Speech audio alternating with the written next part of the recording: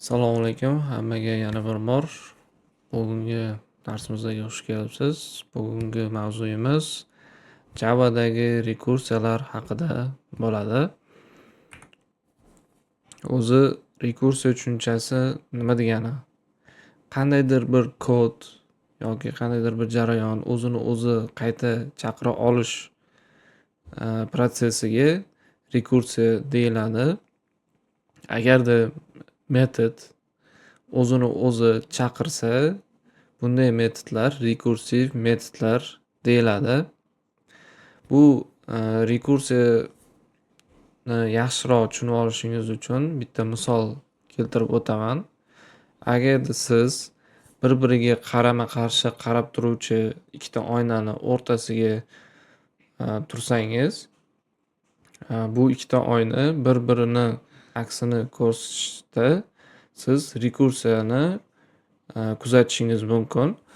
Mana misol tariqasida rasm keltirib o'tganmiz. Mana ko'rib turganingizdek, ikkita qarama-qarshi oyna bir-biriga qaraganda bir-birini отражениесini qaytarib, mana shunday kabi rekursiv ya'ni бесконечный tarzda aksni ko'rsatar ekan.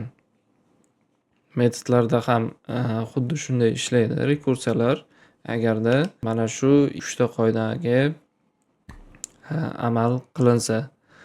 Xo'sh, rekursiya hosil qilish uchun 3 ta qoida mavjud.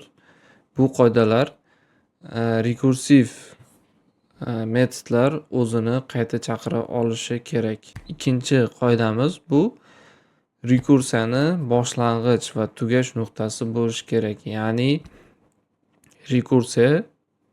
rekursiyani base conditioni, ya'ni to'xtash nuqtasi bo'lishi kerak va rekursiya boshlang'ich nuqtasidan o'sha tugash nuqtasigacha qadama-qadam borishi kerak. Mana shu holatga metodlar o'zini state'ini o'zgartirishi kerak deyiladi. Mana shu 3 ta qoidani o'rganib oldik. Ana endi keling o'zimiz IntelliJ IDEAda rekursiya yozishga harakat qilamiz. Xo'sh, ana endi rekursiv yozishimiz uchun bizga yangi metod yozishimiz kerak. Hozircha mana shu metodimiz hech qanday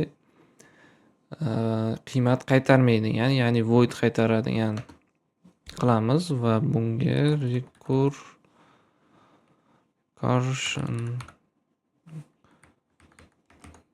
recursion degan nom beramiz va bu metodimiz qandaydir n sonini argument sifatida qabul qiladi. Xo'sh, ana endi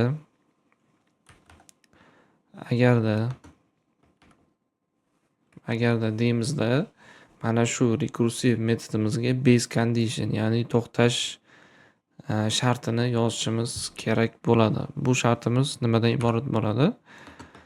Agarda n sonimiz 0 ga yoki 0 dan katta bo'lsa, mana shu kirib kelgan sonni konsolga print qiladi va mana shu rekursiya metodimiz o'zini o'zi chaqiradi va kirib kelayotgan sonni 1 ga kamaytirib yana o'zini qayta chaqiradi. Xo'sh, mana bu yerda 3 ta qoidamiz bor dedik. Birinchi qoidamiz bu rekursiya o'zini qayta chaqira olishi kerak. Mana bu yerda bizning birinchi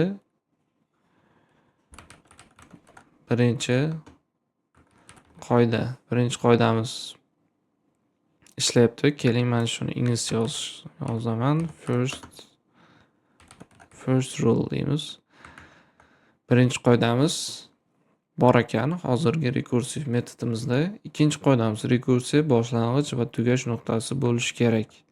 Ya'ni base condition bo'lishi kerak. Xo'sh, kodimizda mana bu yerida biz base conditionni yozilgan. Agarda n sonimiz 0 0 ga teng yoki katta bo'lsa ishlaydigan base condition. Agar mana shu conditiondan chiqib ketsa, rekursiya o'z ishini to'xtatadi. O'shaning uchun ham bu yerda second rule'imiz ishga tushyapti. Ana endi 3-qoidamiz bu rekursiya boshlang'ich nuqtadan holatini o'zgartirib, tugash nuqtagacha yurib borish kerak. Xo'sh, bu qoidamiz mana bu yerda kuzatilyapti. Ya'ni har safar rekursiya o'zini chaqirganda n sonini 1 baravariga tushirib boryapti. Ya'ni mana bu metodimizni boshlang'ich birinchi marta chaqirganimizda 5 deb yozadigan bo'lsak, bu 5-chi n'imiz 4-chini chaqiradi, 4-chi n 3-chi nni chaqiradi va hokazo qilib 0 ga qarab qadam-qadam yaqinlashib boraveradi. O'shaning uchun ham bu qatorimizda ikkinchi qoidamiz ham ishga tushyapti. Ya'ni third rule moving to the base condition yokida changing state. Metod o'zini o'zi state'ini o'zgartiryapti. Xo'sh, mana bu yerda unchalik xunuk bo'lib ketdi. O'shaning uchun ikkita rulimizni alohida qilib yozib qo'ydim. Ikkalasi ham mana shu qatorda bajarilyapti. Xo'sh, juda ham yaxshi. Ana endi keling mana shu metodimizni ishlatib ko'ramiz. Buning uchun shunchaki recursion deb metodimizning nomini chaqirib, unga argument berishimiz kerak. 5 sonini argument sifatida beramiz. Xo'sh, ana endi ko'radigan bo'lsak, mana ko'rib turganingizdek 5 dan 0 gacha bo'lgan sonlarni chiqarib beryapti. Ya'ni rekursiv tarzda metodlar bir-birini chaqirib, print orqali sonlarni konsolga chiqaryapti. Ana endi rekursiyalarni turlar haqida gaplashib o'tamiz. Javada rekursiyalar bir nechta turlarga bo'linadi, ya'ni turlari mavjud. Mana shu turlarni mana bu yerda ko'rsatib qo'ygan grafimizda ko'rishingiz mumkin. Rekursiya ikkita umumiy turga bo'linadi. Direct recursion, ya'ni direct rekursiya va indirect rekursiya. Xo'sh, bu ikkita turning farqi nimada? Direct recursion bu o'zini to'g'ridan to'g'ri chaqiradi. Hozir biz yozgan metodimiz ham o'zini to'g'ridan to'g'ri metodni body'sida o'zini o'zi to'g'ridan to'g'ri chaqiryapti. Xo'sh, mana shu kabi turlarga direct recursion deyiladi. Ya'ni ortiqcha boshqa metodlar rekursiya jarayonida qatnashmayapti. Bizlar darsimizni davomida ko'rib chiqamiz. Rekursiya o'zini o'zi chaqirmasdan boshqa metodlar orqali ham chaqirishini ko'rib chiqamiz darsimiz davomida. Bunday turlarga indirect, ya'ni to'g'ridan to'g'ri chaqirilmaydi, lekin rekursiya amalga oshiriladi bir nechta metodlar orasida. Buni darsimizda ko'rib chiqamiz hali. Xo'sh, juda ham yaxshi. Direct recursion o'z ichida ham ikki turga bo'linar ekan. Tree recursion bor ekan, linear recursion bor ekan. Linear recursion bu chiziqli rekursiya deyiladi. Bu rekursiyalar har safar metod ishga tushganda bir marta o'zini o'zi chaqiradi. Xo'sh, mana bu yerda ko'rsatilganimizdek direct rekursiyaga ma'lumot tushuntirib berilgan va mana bu yerda ko'rib turganingizdek chiziqli rekursiyalar bir marta o'zini chaqirar ekan. Chiziqli rekursiya, linear rekursiya o'z ichida yana ikkita turga bo'linar ekan. Bular tail va head rekursiyalari ekan. Ana endi mana shu ikkita turni ham o'rganib chiqamiz.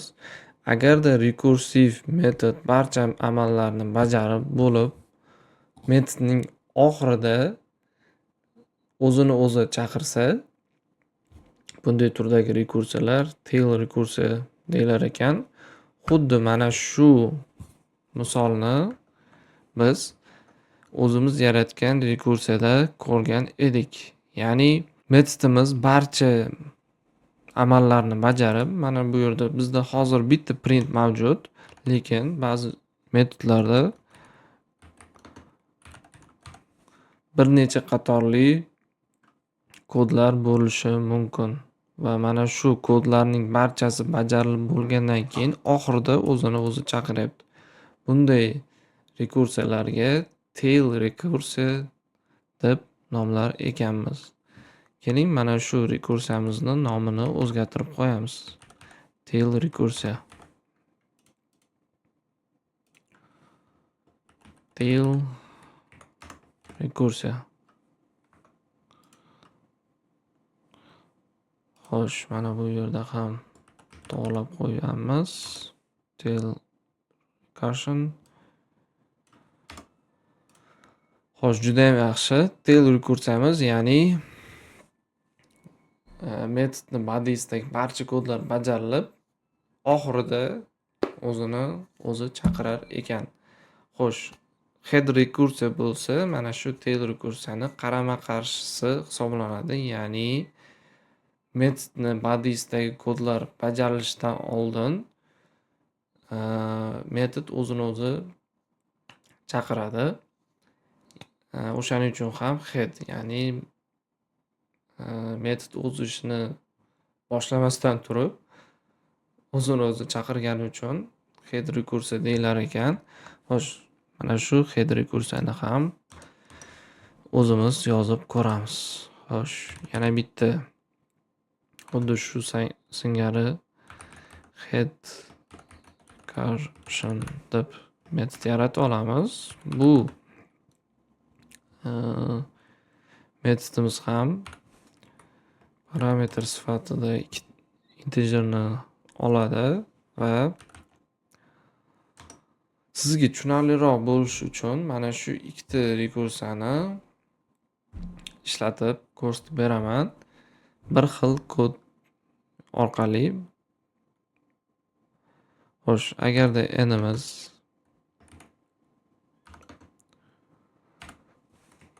nolga teng bo'ladigan bo'lsa, metodni bodiesidagi kodlar bajarishdan oldin o'zini o'zi chaqiradi dedik. O'shaning uchun ham mana bu yerda birinchi o'zini o'zi chaqirib oladi va undan keyin n ni konsolga print qiladi. Xo'sh, juda ham yaxshi. Ana endi mana bu yerda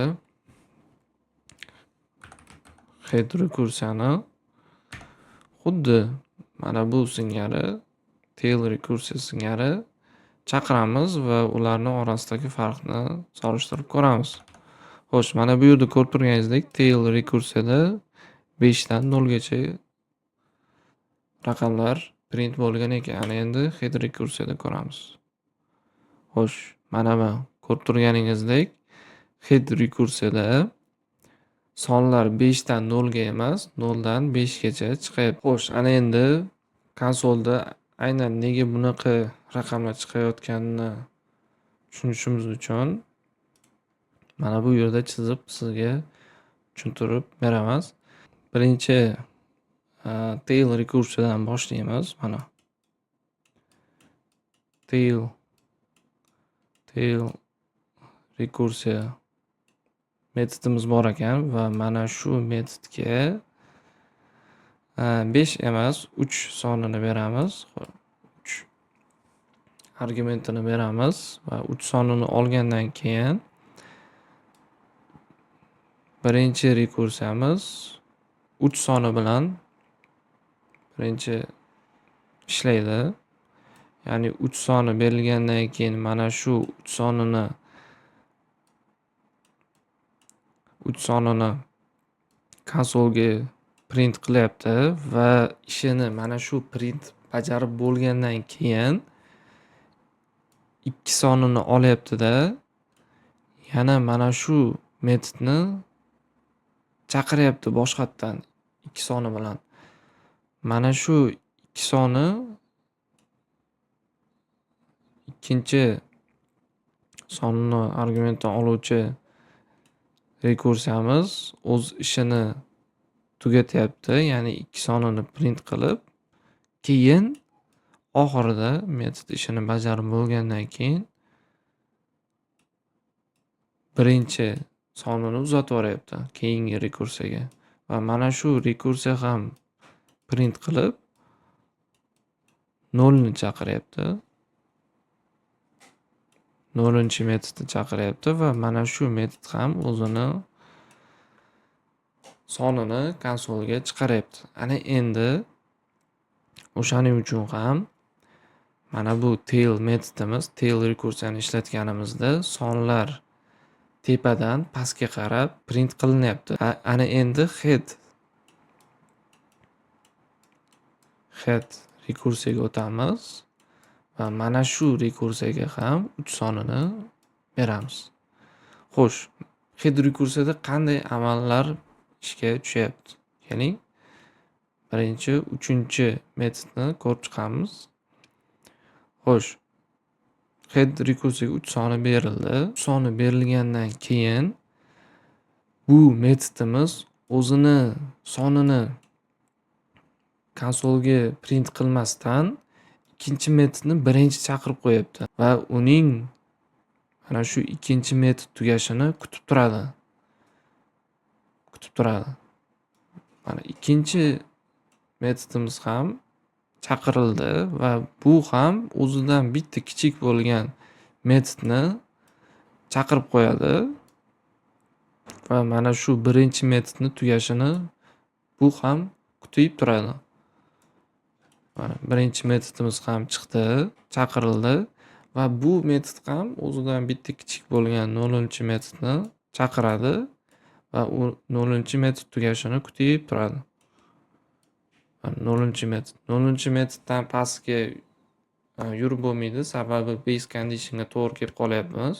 O'shaning uchun ham 0-metodimiz o'zini ishini bajaradi, ya'ni 0 sonini konsolga print qiladi va bu metodimiz o'z ishini tugatdi, bo'ldi. 0-metod o'z ishini tugatgandan keyin birinchi metod ham ana o'zimdan kichkinasi o'z ishini tugatdi. Ana endi men ham o'z ishimni tugataman deydida bir sonini konsolga print qiladi va shu singari ikkinchi metod ham o'z ishini tugatib qo'yadi, ya'ni 2 son print qiladi va undan keyin mana bu birinchi ishga tushgan metodimiz oxirida o'z ishini bajaradi, ya'ni 3 sonini print qilib, bu ham o'z ishini tugatib, rekursiv metodlarimizning barchasi o'z ishini tugatadi.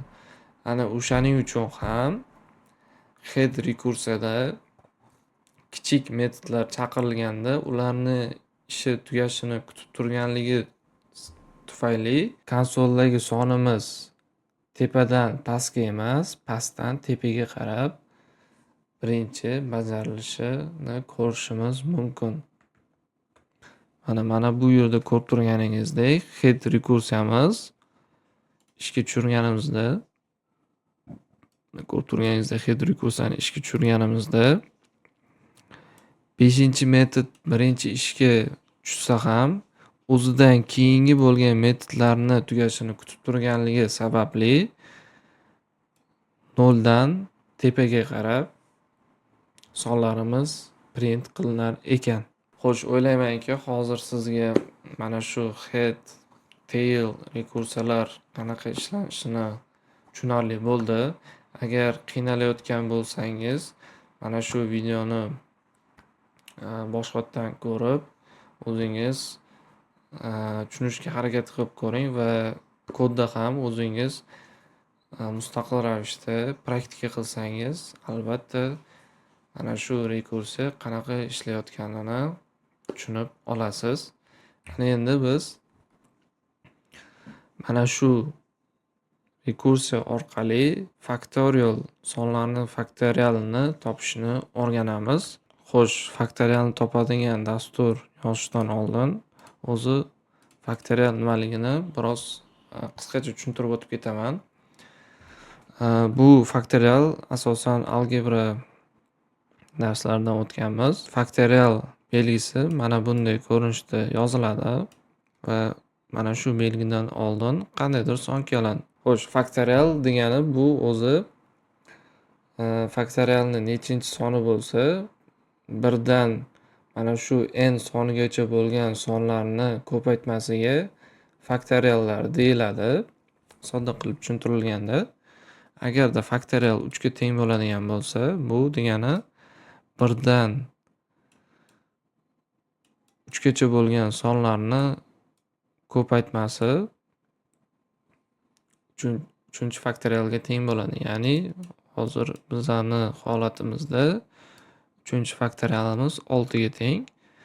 Agarda faktorial 4 ga teng bo'ladigan bo'lsa, birdan 4 gacha bo'lgan sonlarni ko'paytmasiga, bundan oldingisi mana shu sonimiz 6 ga teng ekan. 6 ga 4 24 ga teng bo'ladi. Xo'sh, tushunarli bo'ldi degan umiddaman. Ana endi mana shu rekursiya orqali mana shu sonlarni n-chi faktorialni topuvchi dastur yozib ko'ramiz, ya'ni metod yozib ko'ramiz. Endi static berib o'zidan integer qaytaruvchi factorial degan metod yaratamiz. Bu metodimiz n-chi sonni qabul qilib oladi. Formulamizni ishlatishimiz uchun bizda faktorialni formulasi, agar faktorialni n-chi soni bu n ko'paytiruv mana shu faktorialdan bitta kichkina, bitta oldingi bo'lgan sonlarni umumiy faktorialiga teng bo'ladi. Xo'sh, mana bu yerda ko'rsatganimdek, agar 4-chi faktorial bo'lsa, mana shu 4 ko'paytiruv undan oldingi kelgan faktoriallarni yig'indisi teng bo'ladi. Shuning uchun ham mana bu yerdagi formulamizni ko'rishingiz mumkin. Xo'sh, agarda mana shu n sonimiz 1 ga teng bo'ladigan bo'lsa, mana shu sonning o'zini qaytarib yuboradi. Aks holda rezultatimiz mana bu tepada ko'rsatilgan formulaga teng bo'ladi. Ya'ni n sonni ko'paytiramiz. Faktorial n minus 1 ga teng bo'ladi va mana shu rezultatni data type'ini integer deb qo'yishimiz kerak va return qilib mana shu rezultatni qiymatini oxirida qaytaramiz. Xo'sh, juda ham yaxshi. Ana endi mana shu metodimizni ishlatib ko'ramiz. Faktorial metodimizni. Faktorial metodini chaqiramiz va 3 sonini argument sifatida beramiz va mana shu faktorialdan qaytgan qiymatni to'g'ridan to'g'ri .cout shortcut orqali konsolga print qilamiz. Mana bu sonni, mana bu metoddan qaytgan sonni result deb alohida o'zgaruvchiga saqlamasdan, yangi o'zgartiruvchi yaratmasdan to'g'ridan to'g'ri printni argumentiga beraversak bo'ladi va o'sha qiymat to'g'ridan to'g'ri konsolga print qilinadi. Xo'sh, agarda mana bu faktorialimiz 3 ga teng bo'lganda mana ko'rib turganingizdek 6 soniga teng ekan. Mana bu yerda chizib ko'rganimizdek faktorial 3-faktorialimiz 6 ga teng ekan. Mana endi 4 ga qaytadigan bo'lsak, mana ko'rib turganingizdek biz hisoblagan sonlarga teng ekan. Agarda faktorial 5 bo'ladigan bo'lsa, uju katta son 120 songa teng bo'lar ekan. Agar 6 bo'ladigan bo'lsa, ko'rib turganingizdek 720. Faktorialimiz 1 ga teng bo'ladigan bo'lsa, tabiiyki birinchi faktorial 1 ga teng bo'ladi. Xo'sh, e'tibor beradigan bo'lsangiz, mana bu metodimizdagi ishlatilgan rekursiya head rekursiya bo'ldi. Ya'ni 5-faktorialni hisoblash uchun 4-faktorialni qiymat kutilyapti. 4-faktorialni qiymatini hisoblash uchun 3-faktorialni qiymati kutilyapti va hokazo. Mana shu kabi o'zidan kichkina bo'lgan faktoriallarni qiymati kutilishi natijasida biz 5-faktorialni qiymatini hisoblayapmiz. Ko'rib turganingizdek head rekursiyalar mana shunday kabi ketma-ket bajariladigan hisoblashlarda foydalanar ekan. Xo'sh, juda ham yaxshi. Ana endi 3 rekursiyaga o'tamiz.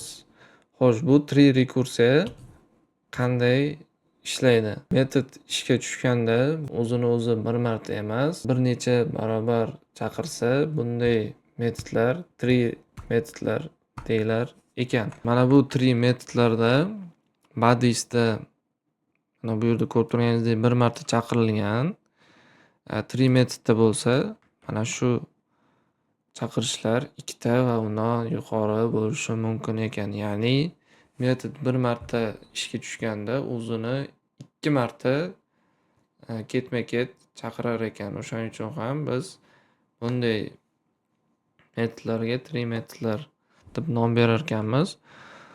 Xo'sh, mana bu head metodni emas, 3 metodni shunchaki Ctrl S, Ctrl V orqali copy qilamiz va mana shuni 3 metodga o'zgartirib qo'yamiz. Va mana bu kommentariyalar hozircha bizga kerak emas, chunki tushunib oldik. Qayerda changing state bo'lyapti, qayerda base condition bo'lyapti. Xo'sh, juda ham yaxshi. Ana endi mana bu metod kolimizni ham o'zgartirib qo'yamiz. Xo'sh, mana bunday va 3 metodimiz bir marta chaqirilganda u o'zidan kichkina bo'lgan metodni 2 marta chaqiryapti.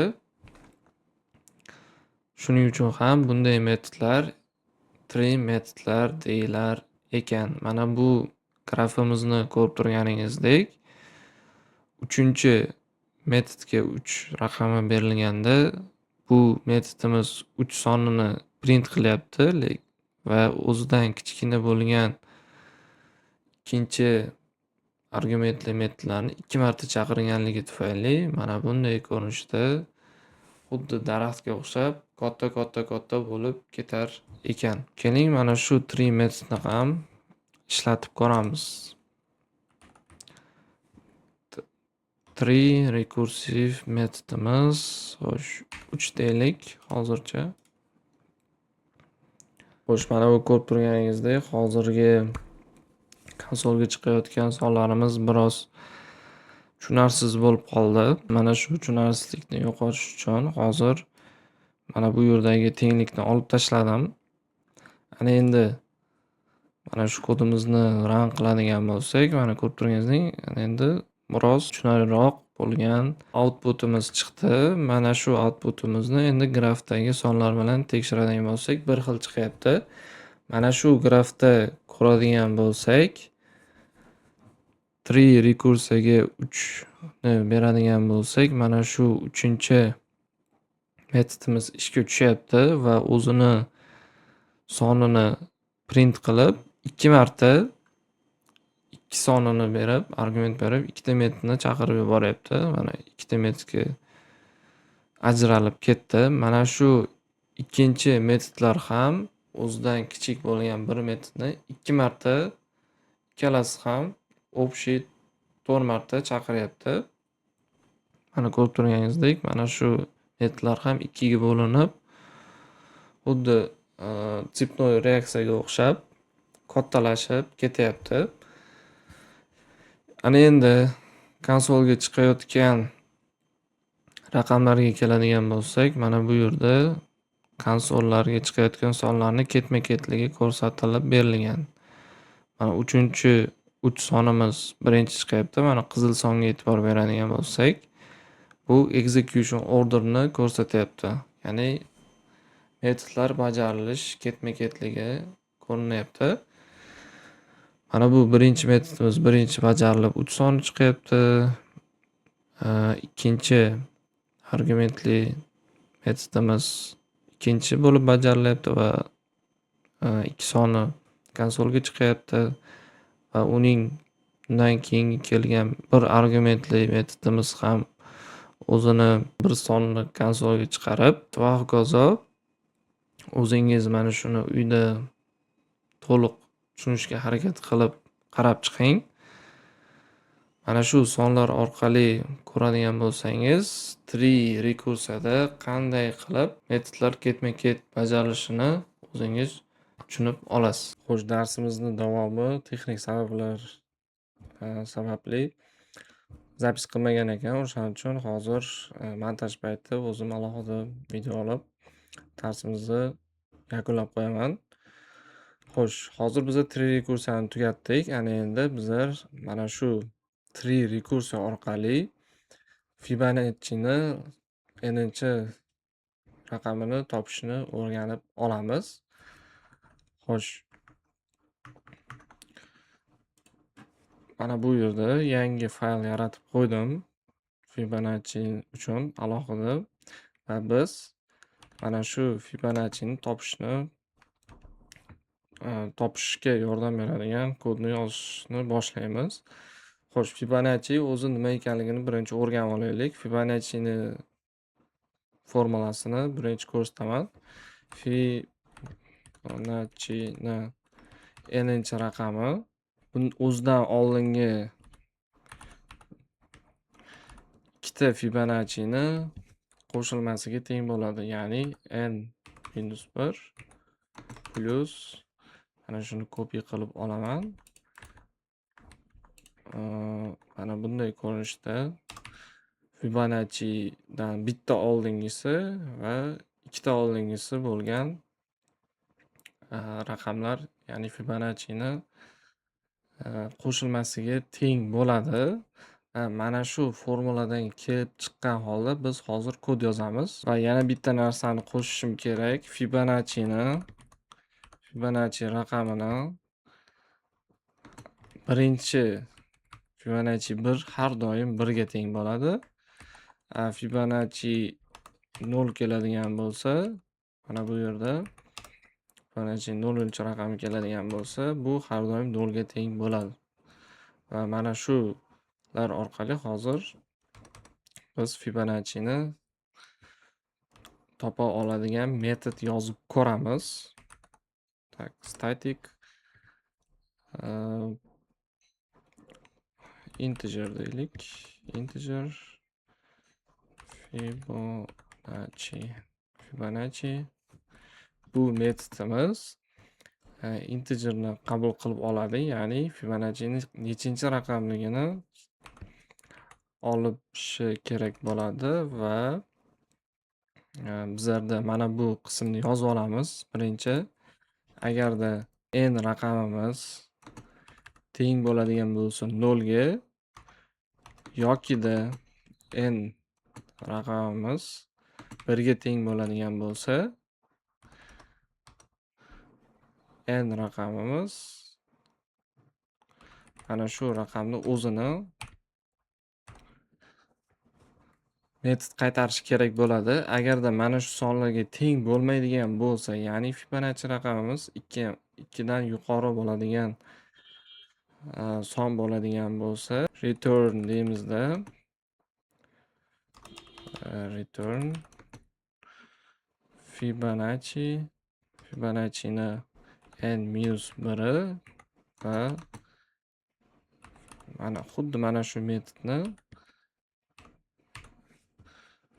raqamini n-1 ayirib va 2 ayrilgan qismini, ya'ni tree rekursiyani hozir o'rgandik. Tree rekursiya bir marta metodni badiysida 2 marta o'zini qayta chaqiradi dedik. Xuddi mana shu ko'rinishda ko'rib turganingizdek, bizda Fibonacci raqamini topa olishimiz uchun biz birinchi -1 ni topa olishimiz kerak ekan va undan keyin -2 qismini topa oladigan bo'lsak, o'shanda bizni raqamimiz kelib chiqar ekan. Mana ko'rib turganingizdek, hozir bizda Fibonacci'ni topadigan metodimiz shunaqa oddiy ko'rinishda yozilar ekan. Ana endi mana shu metodimizni test qilib ko'ramiz.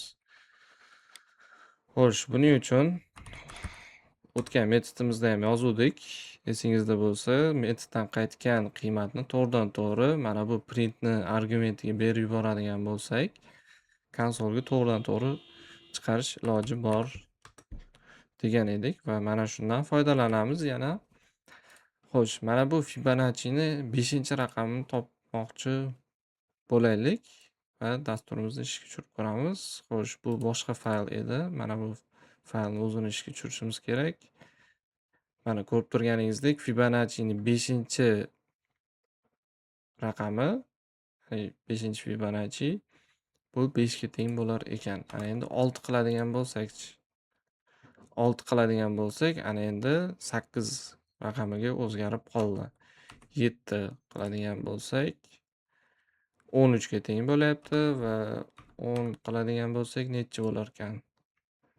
55. Mana ko'rib turganingizdek, Fibonacci raqami qanchalik kattarib ketayotgan bo'lsa, uni qiymati ham geometrik progressiya sifatida kattalashib ketaverar ekan. Xo'sh, ana endi mana shu dasturimiz to'g'ri ishlayotganini tekshirishimiz uchun mana bu yerda veb-saytni ishlatamiz. Ya'ni mana bu yerda Calculator Swap degan veb-sayt ichida Fibonacci'ni hisoblaydigan kalkulyator mavjud. Mana shu kalkulyator orqali biz hozir o'zimiz kiritgan raqam bilan tekshirib ko'ramiz. Mana ko'rib turganingizdek, Fibonacci'ni 10-raqami 55 ga teng bo'lar ekan. Ana endi kodimizga qaytadigan bo'lsak, mana ko'rib turganingizdek, hozir bizda rezultatlar bir xil chiqyapti. Agarda mana buni 20 qiladigan bo'lsak, 6765 soni chiqyapti va buni ham 20 ga o'zgartiradigan bo'lsak, 6765, ya'ni rezultatlarimiz bir xil chiqyapti. Bu degani bizni mana bu yozgan metodimiz to'g'ri ishlayapti degani. Xo'sh, juda ham yaxshi. Bizlar hozir rekursiyani qanaqa qilib tree rekursiya yordamida Fibonacci'ni topa olish yo'lini qildik. Ana endi keyingi rekursiya turiga o'tamiz. Bu rekursiya turi indirect rekursiya turi hisoblanadi. Xo'sh, bu rekursiyalar farqi nimada? Hozirgacha yozgan rekursiyalarimiz barchasi metod o'zini o'zi to'g'ridan-to'g'ri chaqirayotgan edi. Lekin bu rekursiyamiz o'zini o'zi metod to'g'ridan-to'g'ri chaqirmaydi. Bir metod ikkinchi metodni chaqiradi va ikkinchi metod uchinchi metodni chaqiradi. Mana grafimizda ko'rganingizdek va uchinchi metod birinchi metodni chaqirib, mana shunday ko'rinishda krug bo'lib aylanib bir-birini chaqiradigan metodlarga indirect rekursiyalar deb nomlaymiz. Mana shu rekursiya orqali bizdayam kodda misol qilib metod yozib ko'ramiz. Buning uchun ikkita metod yaratamiz. Ikkita metod yaratamiz va ulardan biri isEven deb nomlanadi va bu metodlarimiz boolean qiymat qaytarish kerak bo'ladi. Xo'sh, va bu metodimiz argumentiga integer qabul qilib oladi. Ya'ni mana bu kodimizni isEven odd degan ikkita metodimiz bor va mana shu metodlarimiz sonni juft yoki to'qligini tekshirib beradi. Va mana shuni tekshirishimiz uchun biz birinchi mana bu yerga if yozib olamiz. Agarda sonimiz 0 ga teng bo'ladigan bo'lsa, demak isEven sonimiz metodimiz true qiymat qaytarish kerak bo'ladi. Xo'sh, agarda sonimiz 0 ga teng bo'lmaydigan bo'lsa, biz ikkinchi metodimizni chaqiramiz va ikkinchi metodimizni chaqirayotganda uni argumentiga berilayotgan sonni bittaga kamaytirib qo'yamiz va mana bu yerga return qo'yishimiz kerak bo'ladi. Ana endi xuddi mana shuni ikkinchi metodimizga ham yozamiz. Ikkinchi metodimizga yozamiz va mana bu yerda true emas, false qiymat qaytish kerak bo'ladi. Sababi biz birinchi mana bu metodni ishlatamiz. Shuning uchun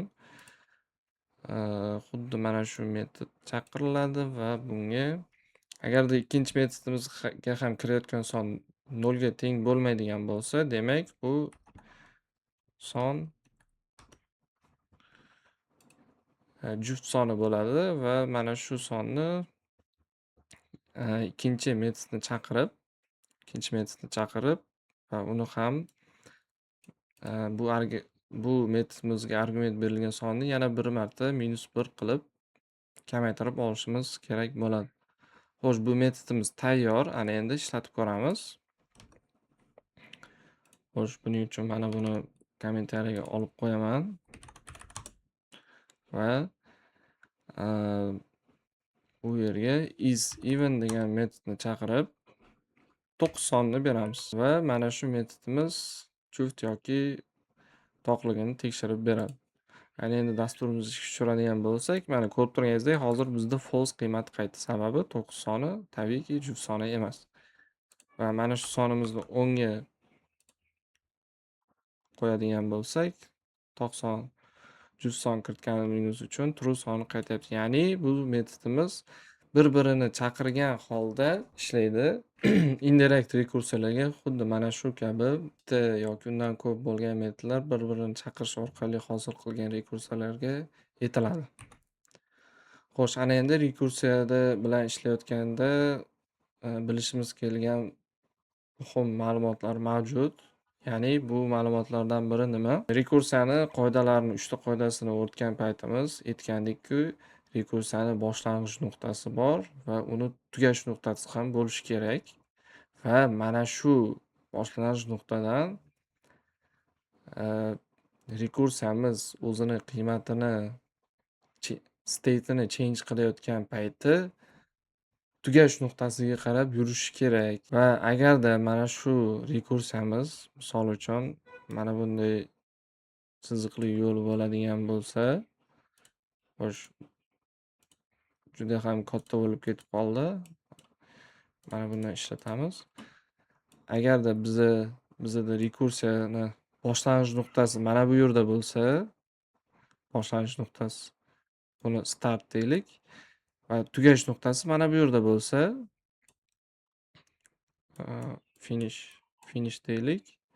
Ya'ni rekursiyamizni to'xtash nuqtasi 100 da, boshlang'ich nuqtasi deylik 5 sonida boshlanadigan bo'lsa, 15 deylik. 15 sonda boshlanadigan bo'lsa, rekursiya har safar ishlagan payti mana shu state'ini oshirib borishi kerak. Mana bunday ko'rinishda tugash nuqtasigacha qadama-qadam borishi kerak. Lekin biz mana shuni mana shuni naborot qiladigan bo'lsak nima bo'ladi? Misol uchun rekursiyamizni state'i oshib emas, balkim kamayib boradigan bo'lsa, ya'ni negativ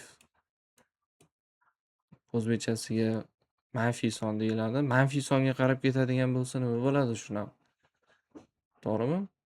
Bu rekursiyamiz tugash nuqtasiga, ya'ni base conditiongacha bormaydida. Mana bunday kabi unga qarama-qarshi bo'lgan tarafga qarab yurib boradigan bo'lsa, qanday muammo bizda sodir bo'ladi? Mana shuni keling kodda yozib chiqamiz. Xo'sh, mana bu yerda yangi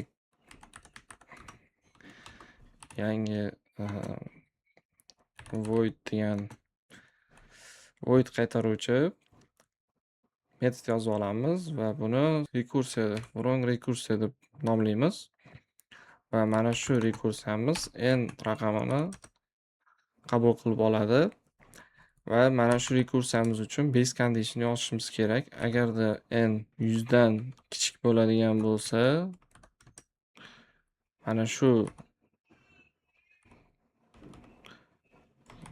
metod o'zini o'zi chaqirish kerak bo'ladi n-1 ko'rinishda. Va ana endi har safar mana shu sonimiz o'zini sonini konsolga chiqarish kerak bo'ladi. Mana ko'rib turganingizdek, hozir bizni base conditionimiz bilan changing state'imiz bir-biriga qarama-qarshi bo'lib qoldi va mana shu metodimizni hozir ishlatib ko'ramiz. Wrong rekursiya deymizda 5 sonni beramiz va dasturimizni ishga tushiradigan bo'lsak, mana ko'rib turganingizdek, hozir bizda dasturimiz mana ko'rib turganingizdek bizga xatolik otdi. Ya'ni bu xatoligimizning nomi stack overflow error deb nomlanar ekan. Ya'ni bizni boshlang'ich nuqtamiz 5 ta boshlanib, mana bu yerda ko'rsatilgandek 5 ta boshlanyapti va to'xtash nuqtasini 100 ga qo'yapmiz. Lekin har safar rekursiya ishga tushganda biz manfiy son tarafga qarab ketganligimiz tufayli bu tugash nuqtasi hech qachon yetib kelmaydi. O'shaning uchun mana ko'rib turganingizdek, bizni hozir kompyuterimiz jami 24200 qancha sonigacha bordida, keyin stekda xotira yetishmaganligi tufayli, ya'ni kompyuterda stek xotira mavjud. Mana shu stek xotirada joy yetishmaganligi tufayli bizda dasturimiz o'z ishini to'xtatdi va bizga mana bu yerda konsolga mana shu xatolik bo'yicha ma'lumot berdi. Mana ko'rib turganingizdek, agarda rekursiya ishlash davomida base conditionga yetib bormasa, ya'ni base condition hech qachon erishilmaydigan bo'lsa, bu rekursiyamiz base condition ishlashni boshlaydi va har safar rekursiya ishga tushganda stek xotiradan joy oladi. Mana shu stek xotira kompyuterimizda cheklanganligi tufayli rekursiya base condition ishlayveradi stek xotira to'lgangach. Va stek xotira to'lgandan keyin bizga stack overflow degan xatolikni tashlaydi va mana shu xatolik tashlangandan keyin dastur o'z ishini to'xtatadi.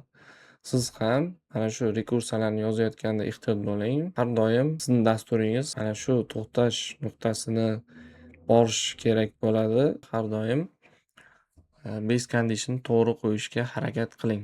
Bugungi mavzuyimiz shu edi. Mana shu mavzuyimizga mos bo'lgan educationlarni mana shu havola orqali o'tib, o'zingiz bugungi o'rgangan ma'lumotlaringizni qaytarib mustahkamlab olishingiz kerak bo'ladi.